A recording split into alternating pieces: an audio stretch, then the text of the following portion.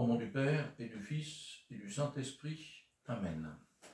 Mon Seigneur et mon Dieu, je crois fermement que tu es ici, que tu me vois, que tu m'entends. Je t'adore avec profonde révérence. Je te demande le pardon de mes péchés et la grâce de faire avec profit ce moment de prière. Ma Mère Immaculée, Saint Joseph, mon Père et Seigneur, mon ange gardien, intercédez pour moi.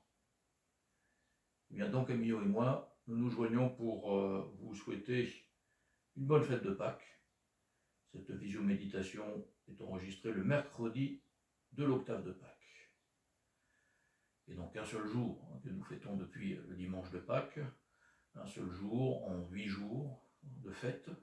C'est pour ça que je me suis dit, comme c'est fête, eh bien une histoire de Don Camillo nous fera beaucoup de bien dans cette méditation pour nous remplir de joie, nous amuser un peu.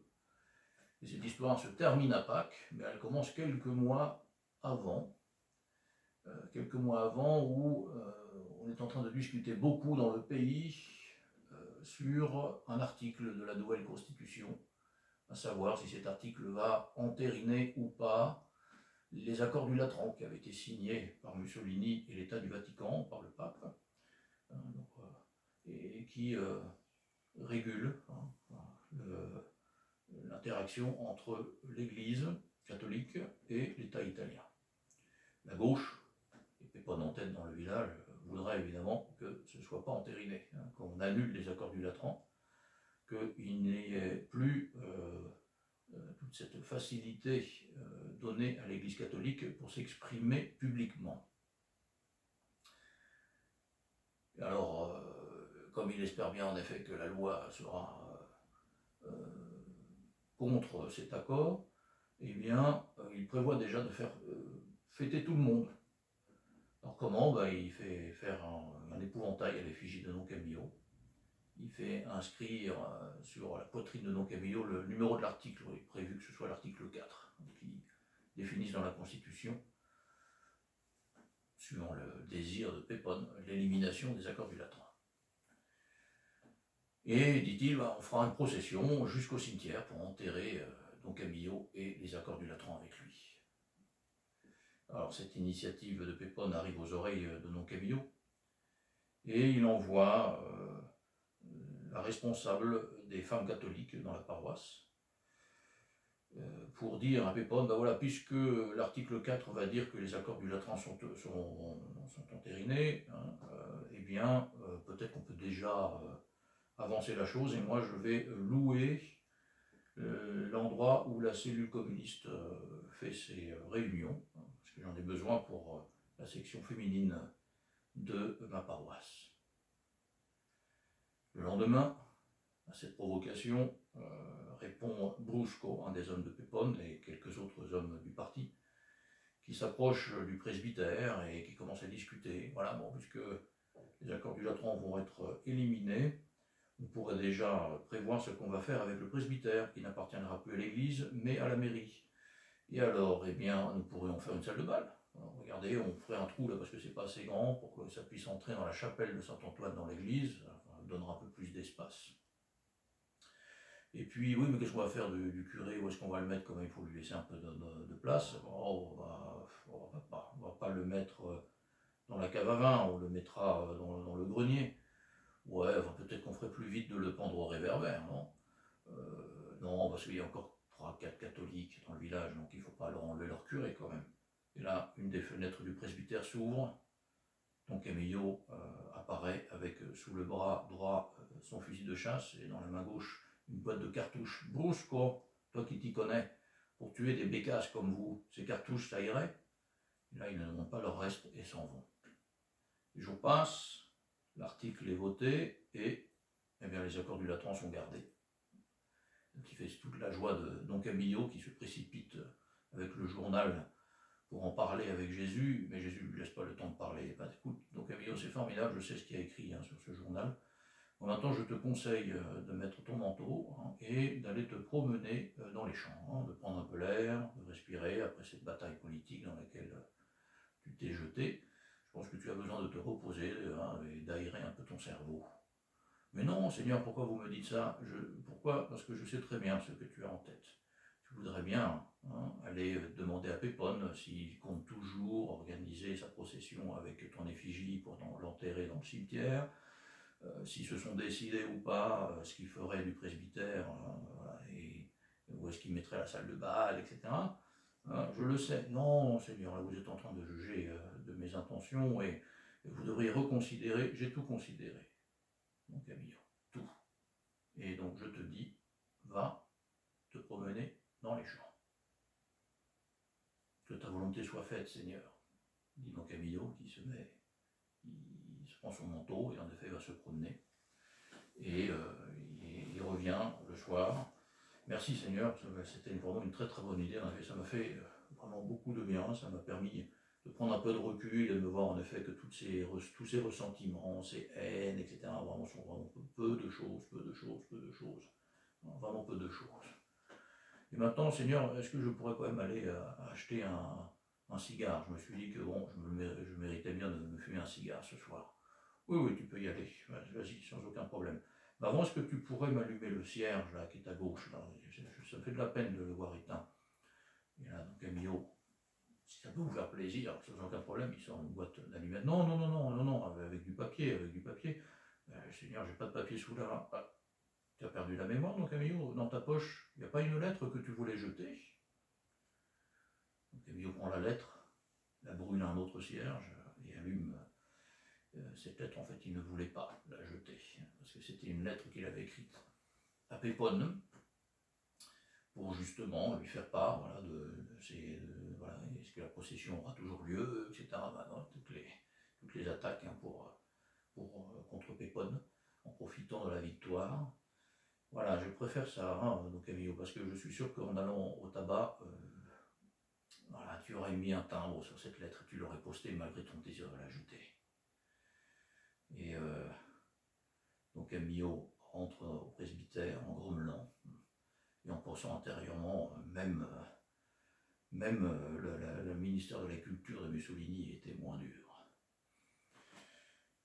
Et le lendemain, eh bien, il y a une réunion de Pépone et de ses hommes, parce que Pépone doit expliquer à ses hommes et comment cela se fait-il qu'on a voté l'article 4, qui est devenu l'article 7 d'ailleurs, dans la Constitution, en faveur des accords du Latran. Et alors Pépone, il essaie de trouver, voilà, il y a trois raisons. La première, que le chef, qui a toujours raison, le chef du parti, voilà, il nous a dit, voilà, c'est pas le moment d'organiser une guerre avec les religions, il faut attendre un peu. Donc ça c'est la première raison, le chef a toujours raison.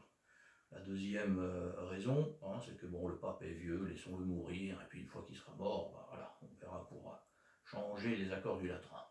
Et puis la troisième raison, c'est moi qui le dis, et j'ai souvent raison aussi, eh bien c'est que la fin justifie les moyens, et que tout est bon pour faire un bouillon. Voilà. Bon, mais bon, ça discute dur quand même, et vous inquiétez pas, dit Pépone. À côté de l'article 7, il y aura l'article 8. Et là, il prend sur le bureau un fil de fer qu'il utilise pour garder des papiers, et il commence à le forger en faisant un 8. Et ça, c'est un grand succès, tout le monde applaudit. L'article 8 qui viendra annuler l'article 7. Mais ils n'ont pas le temps de tellement applaudir parce que d'un seul coup, la porte s'ouvre et apparaît don Camillo avec deux servants de messe. Et il commence à les bénir et à leur jeter beaucoup d'eau bénite là, sur chacun. Puis après, il distribue des images de saints à chacun. Voilà, et il s'incline devant la photo du chef du parti et puis il s'en va. Et là, on entend Pépone qui crie « Retenez-moi, sinon je me tue !» On l'a retenu. Et donc Camillo rentre tout content, avec le torse bombé. Et là, même si le Seigneur, c'est la semaine sainte, et donc le Seigneur est recouvert en un voile violet, mais ça n'empêche pas de voir don Camillo rêver. Don Camillo, qu'est-ce que tu as encore fait? Le Seigneur, Jésus, ouais, moi je bénis on me fait bénir des poules, on me fait bénir des veaux, des lapins. Je ne vois pas pourquoi je n'irais pas bénir Pépone et ses hommes. Non, c'est pas vrai. Bon, tu as raison, mais tu es quand même un sacré brigand. Et la semaine sainte se termine, Pâques arrive, et puis le lendemain de Pâques, le lundi de Pâques, Donc Camillo sort du presbytère et là, devant la porte, un énorme œuf de Pâques. Enfin, en réalité, on pourrait dire plutôt une bombe de Pâques. Parce qu'en effet, c'est une bombe aérienne, une de ces bombes qui avait été jetée par les Alliés pendant la guerre et qui avait été désamorcée, mais qui avait été abandonnée parce qu'elle s'était fichée là dans la maison du meunier, et donc c'était difficile de l'enlever, on avait décidé de l'enlever, de seulement la désamorcer, et puis bon, très bien. Et la laisser là, sans s'y toucher. Mais bon, semble-t-il que là, des personnes l'ont récupéré, ont enlevé les ailerons, l'ont peint en marron, mis un ruban, et puis écrit dessus Joyeuse Pâques. Sauf que Pâques, c'est écrit P-A, accent circonflexe, K-E-S. Bon. Très bien. Donc Camillo donne un grand coup de pied, mais bon. Mais la bombe ne bouge pas, évidemment. Elle est assez grosse, elle est énorme. C'est une de ces grosses bombes envoyées par les bombardiers américains. Et là, il voit qu'en plus, tout le monde est là, tout le monde est en train de le regarder. Et tout le monde est en train de rigoler. Certains disent, bon, ben là, il va falloir quand même aller chercher un gros camion voilà, pour déplacer ça. Ou peut-être en la bénissant. Essayer de la bénir, peut-être qu'elle va se déplacer en la bénissant. Donc Camillo retrousse ses manches, se penche, prend la bombe de chaque côté et la soulève jusqu'au genou. Et là, il commence à avancer péniblement. Alors, il avance en direction de la maison dans laquelle la cellule communiste se réunit. Et là, arrivé là, il y a quelques marches pour arriver jusqu'à la maison. Et là, Jésus, aide-moi. Vas-y, Don Camillo, vas-y. Et là, Don Camillo soulève la bombe au niveau de sa poitrine. Et là, il monte les marches. Péniblement, mais bon, il y arrive. Arrivé en haut des marches, Seigneur, aidez-moi. Vas-y, Don Camillo, vas-y. Et là, Don Camillo soulève la bombe au-dessus de sa tête. Et là, c'est le silence complet. Et Don Camillo jette la bombe qui, paf, retombe droit à côté de la porte de la cellule communiste du village. Et il se retourne en disant « Retour à l'envoyeur, prière d'écrire Pâques, P-A, accent circonflexe, Q-U-E-S, et ensuite vous pourrez me la redonner. » Et il s'en va. La bombe ne reviendra pas.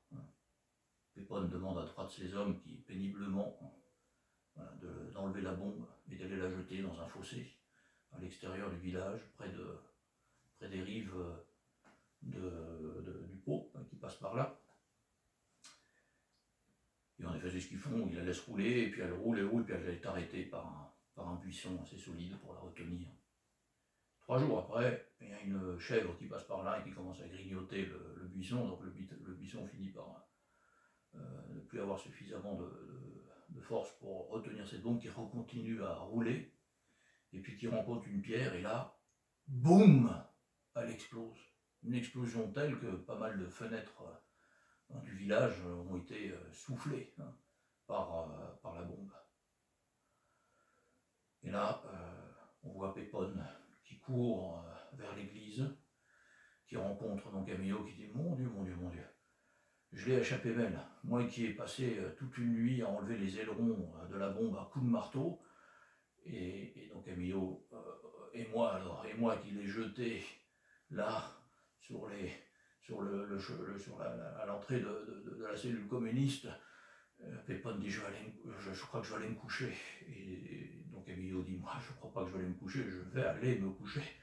Et là Don Camillo en a fait part, s'est allongé, il a la fièvre, tellement le stress lui a donné de la fièvre. Il a demandé à ce qu'on amène le grand crucifix de l'autel. Et là, Jésus, au nom de tout le village, eh bien je voulais vous remercier parce que vous nous avez sauvés. Oh, de rien, Camillo, de rien. Voilà l'histoire que je voulais vous raconter. Cette histoire Pour revenir sur un petit détail, hein, voilà. C'est cette idée hein, d'avoir besoin de s'aérer, hein, à un moment donné. Donc le Seigneur envoie donc Camillo s'aérer, prendre l'air. Hein. Bon, alors nous sommes confinés depuis déjà pas mal de temps, et en plus maintenant on nous a repoussé le confinement pendant encore un mois. Très bien. Hein. Mais aérons-nous, hein, prenons l'air. Hein. Et ça, il y a plusieurs façons de prendre l'air. Hein. On peut prendre l'air en effet en se promenant dans la campagne, c'est un peu plus compliqué actuellement, sauf ceux qui y sont peut-être déjà. On peut prendre l'air en lisant un bon livre, un livre sympathique, voilà, l'histoire de Don Camillo, le film de Don Camillo, enfin, hein, ou autre chose évidemment. Hein, voilà. Moi j'aime beaucoup ça, d'autres aiment d'autres livres, mais voilà, il faut s'aérer, hein, c'est normal. Si nous ne nous aérons pas, en effet, comme le dit Don Camillo, on a plus de mal à ne pas ruminer les ressentiments, les rancunes, les choses qui nous ont fâchés avec l'un, avec l'autre, parce que quand on reste les uns sur les autres, bah oui, au bout d'un moment, hein, voilà. Et puis évidemment ceux qui sont tout seuls, hein, parce que je pense aussi peut-être à ceux qui sont tout seuls, peut-être pas beaucoup de ceux qui vont m'écouter dans cette méditation, mais certains peuvent être tout seuls, hein, et ils ont besoin en effet de prendre l'air, ils ne rencontreront pas forcément beaucoup de monde, mais peuvent profiter voilà, de l'ambiance tranquille dans les rues, et se promener hein, pour ne pas rester confiné aussi dans la tête. Hein, parce que c'est ça le plus difficile, c'est pas trop le confinement entre quatre murs, hein, mais le problème du confinement entre quatre murs, à la longue, c'est qu'en effet, on reste confiné aussi dans la tête. Et donc aérons-nous, hein, chacun doit se connaître pour trouver ce qui lui permet de s'aérer, et comme ça d'éviter voilà, de se disputer, d'avoir des moments un peu plus difficiles dans la vie de famille, etc. Aérons-nous, trouvons le moyen de nous aérer. Voilà, et bien, Marie, réjouissez-vous, hein, parce que votre fils est ressuscité. C'est ce que nous pouvons dire en terminant cette méditation, en demandant à Notre-Dame de nous aider à vivre ce confinement, en ayant tout ce qu'il faut pour s'aérer les neurones. Je te remercie, mon Dieu, des bonnes résolutions, des actes d'amour et des inspirations que tu m'as communiquées dans cette méditation. Je te demande de m'aider à les mettre en pratique. Ma Mère Immaculée, Saint Joseph, mon Père et Seigneur, mon ange gardien, intercédez pour moi.